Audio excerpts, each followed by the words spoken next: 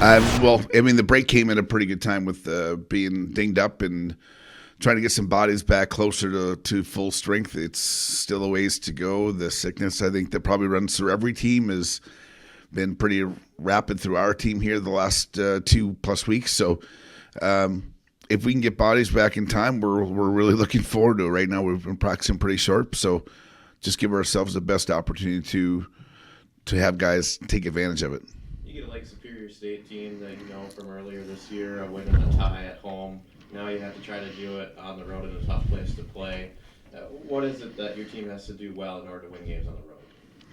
Got to manage games. I think from the clock and the way the temperature is to where you're at with the puck and the puck management side of it. The road presents itself. I think you can hopefully just be a boring road team that gets their job done and it's hard to play against. And that's kind of got to be a good formula. That's exciting about for us when we go on the road at times, because I do feel like if we just settle into a game and make that harder and longer game, it's in our favor.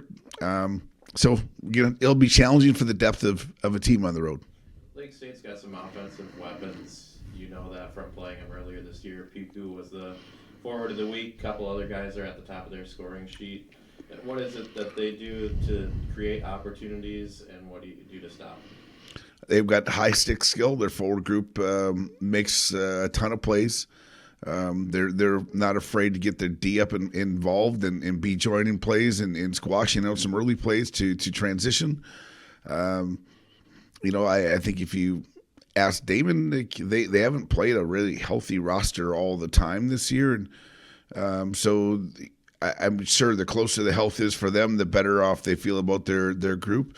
They've got depth, and their goaltending's been very solid for them. So I think Lake's a tricky team. Their ability to make those plays that count, they've got some good sticks. Is Taffy Able a tough place to play? Have you had a lot of experience up there? Well, it is tough. I mean, it's tough to get to. It's tough to for me in my era of a coach and a player and a time in my life, I remember when Lake State was the go-to team and they were the national champions, and you can see back in that day what that building was probably rocking and feeling like, because of it's an old school comfort place. It's got a great history to it, nostalgia to it. That makes it a little bit different. I think just the location and just where you got to get to. In terms of your guys, you get a week off to not play games.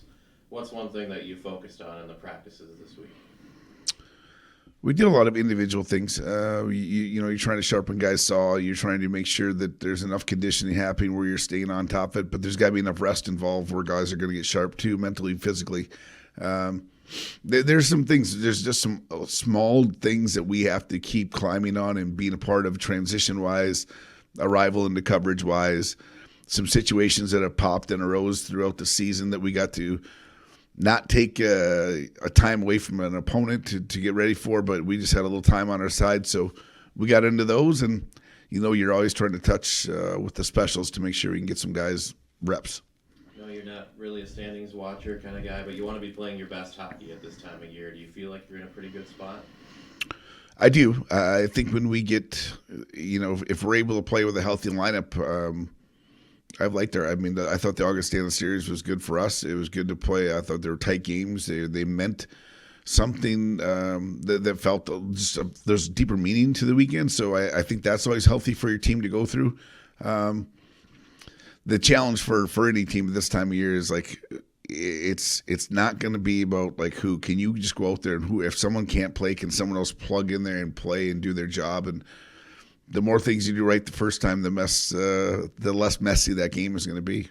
There's a pretty big tournament going on at the international level right now that your guys have been able to watch and see the best players in the world go head-to-head for their countries.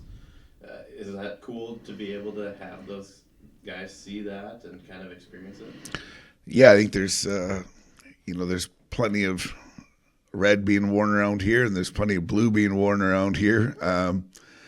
That's a fun poke, I think, back and forth at one another. The Thursday game will bring a highlight feel to it. It's really impressive as a fan and watching those guys and the coaches to get guys to buy in and check egos at a door in a short track tournament where one little costly mistake can cost you where you sit in the pole position for the whole thing. So those guys are best players in the world that are, playing at a high rate. Their pace is incredible, but they're doing winning hockey things. They're putting pucks behind people. Their shift length matters. They're not doing things they normally do on their team at this time of year. So I know when somebody brought it up to me, like you watch the NFL have a flag football tournament, and you watch the NBA have a whatever fest that is, back and forth, and then you watch the NHL fight. So I think that's what's going on. It's really impressive, and the underlying factor is these guys are all trying to put themselves in a spot on their own Olympic teams in the future. So